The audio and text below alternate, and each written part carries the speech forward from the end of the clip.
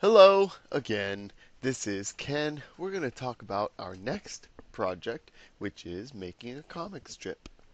And comic strips can be deceptively simple.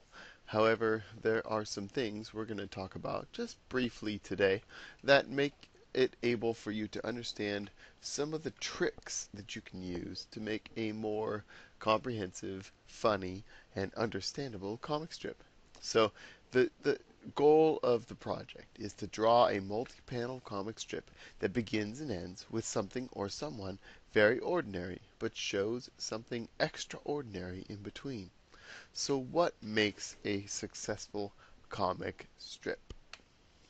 My favorite way of thinking about this and understanding this is this text that I have right here in front of me. You can tell it's very well loved. I just took a picture of it. That's the same one that's on the screen in front of you. This comes from the library. You're welcome to check it out. A million people have checked this book out. It is amazing, and it will blow your mind whether or not you even believe that comic strips are good or not or whatever. It's going to make you understand how they work and why they're pretty amazing as an art form. Here's one example. If we take a look at the face on the left, we're looking at more or less a photograph, right? And but then we abstract it. But the way that Scott McCloud, the author of the book, talks about it is that you're not really eliminating details.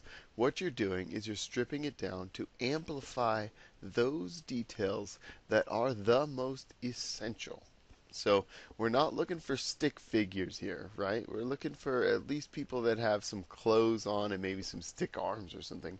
But even in the case of this is face progression. You can see on one hand of the screen you have more or less a photographic reproduction. On the other hand, you've got the bare essentials. Comic strips break it down to the bare essentials. But again, I don't want people just to do stick figures. The other amazing thing about photographs is that, or sorry, comic strips, is that when you look at a comic, time is in your own mind.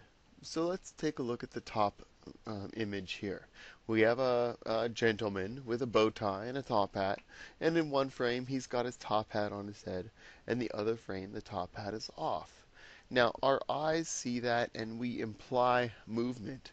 That movement isn't there. It's right in between the comic strip panels itself. So there is the magic. That's called the gutter. In a comic strip, the gutter is where the magic takes place. So when the sun is setting, or the bang goes off, and the maiden goes eek, or the clock moves, or the eye blinks, there's no movement there. It's not like a cartoon, it's not like TV. Your mind fills in that gap. And we can imagine that if we were to, let's say for example, the top one, the comic strip with the gentleman with his hat on, we could draw a little frame with hat on, a little frame with hat just a little bit off, and a little bit more, and a little bit more, and a little bit more, and a little bit more. But hello, can you talk about boring? That would be very, very boring. So what we do is we draw a strip with his hat on, we draw a strip with the hat off, and our brains are so amazing that they fill in the difference between the two. That is the heart of comic strips. So let's take a look at a few of the ones that have come before. This is one from Krista, and you can see here we've got two sheep who are very much in love until, as you can see in the bottom left hand corner, a pair of shears comes out and shears the poor guy, and he is shunned. So again, those gutters make up for a lot of your own mind interpreting what's going on, especially if we look at the bottom left hand and the second one in, panels 5 and 6, to show us what's going on. This is my own example, and I've really tried to break down the conventional left to right, left to right, left to right, left to right comic experience here. So I chose to try and go for things that were not conventional, where the flow of the narrative actually goes up at one point. I used diagonal frames at another point. This one goes pretty far beyond what I expect a lot of people to do here. Your requirement is 4 panels, but you're welcome to do much more. Here's one I thought was really clever and also broke apart from that just square, normal, rectangular panel.